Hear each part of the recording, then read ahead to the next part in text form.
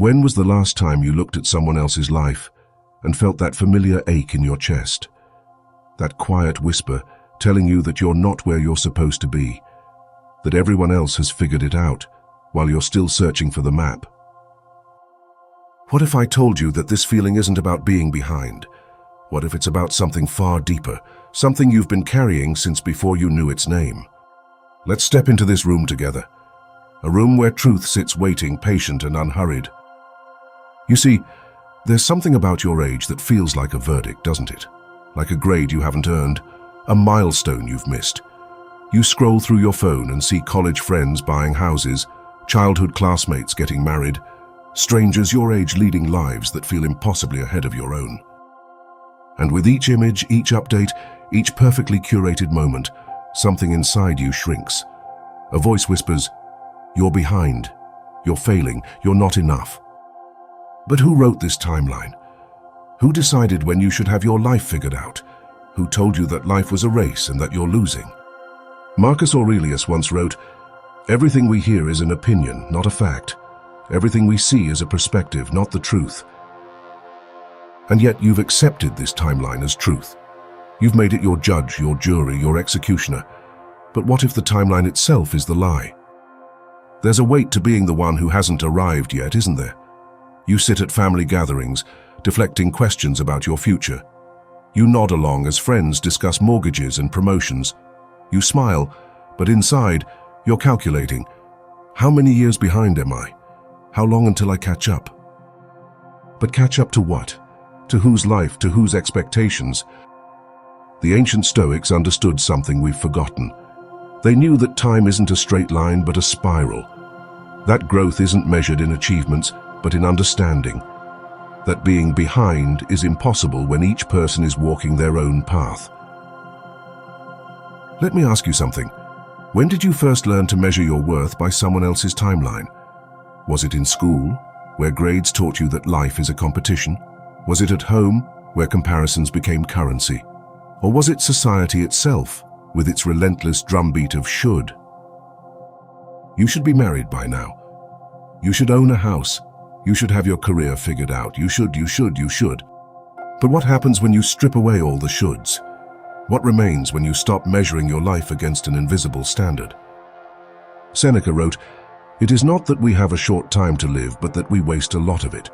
Life is long enough, and a sufficiently generous amount has been given to us for the highest achievements if it were all well invested."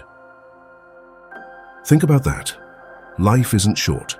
We simply invest our time in the wrong currencies. We trade our present moments for future anxieties.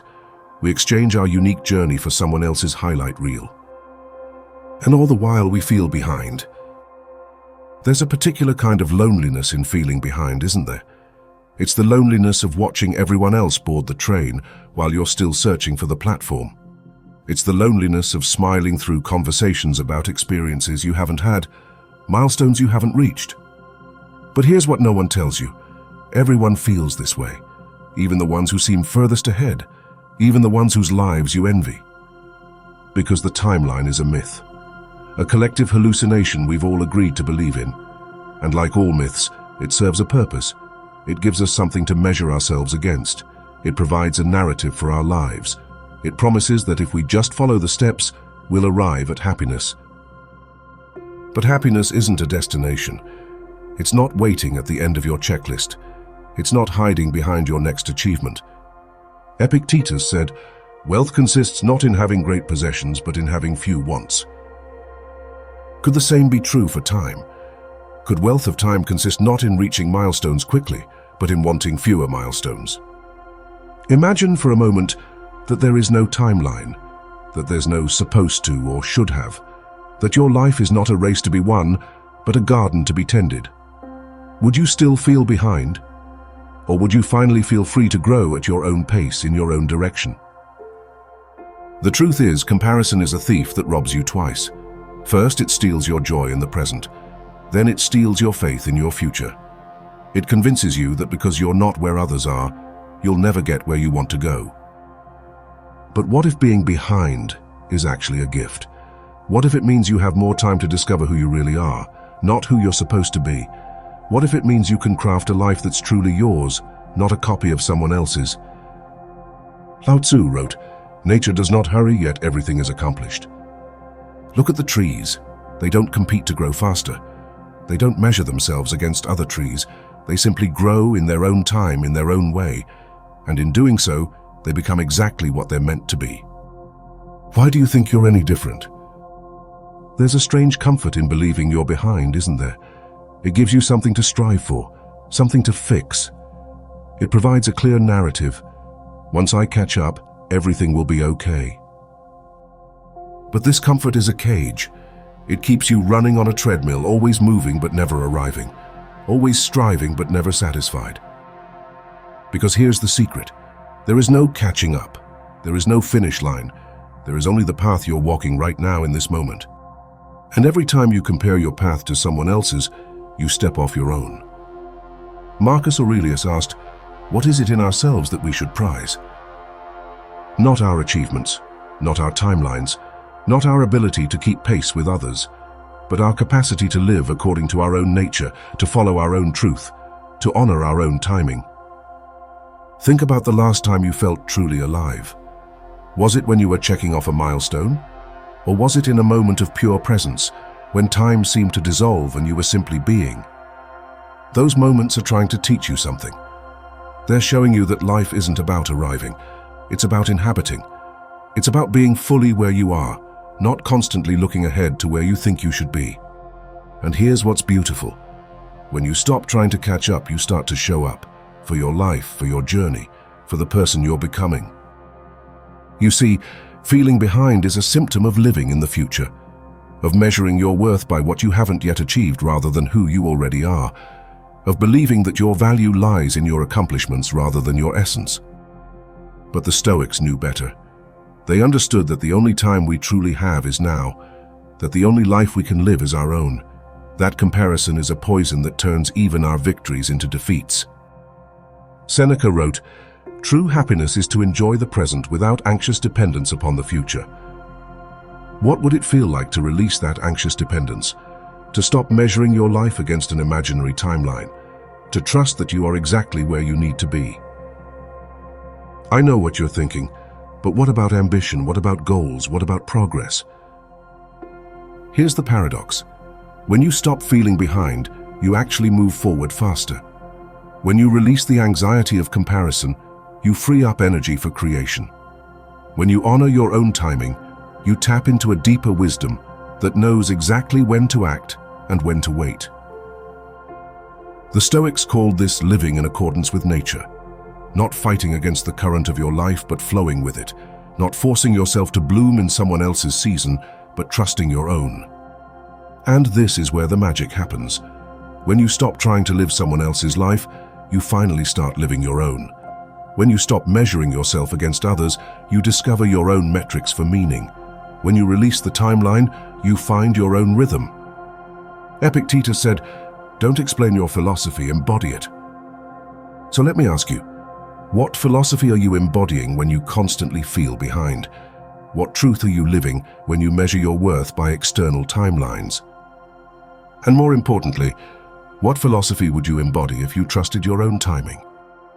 There's a difference between being lost and being on a different path. Being lost means you don't know where you're going. Being on a different path means you're going somewhere others haven't been.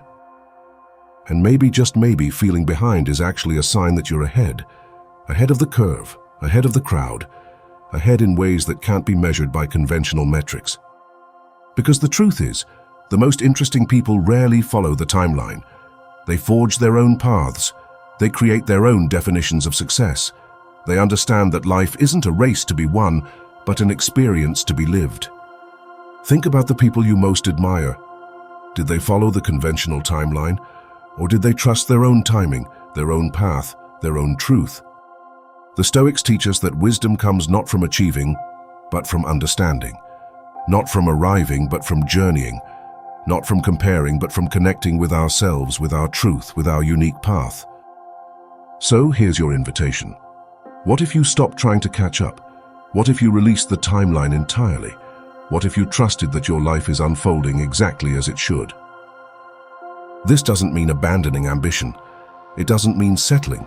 It means redirecting your energy from comparison to creation, from anxiety to alignment, from feeling behind to being present.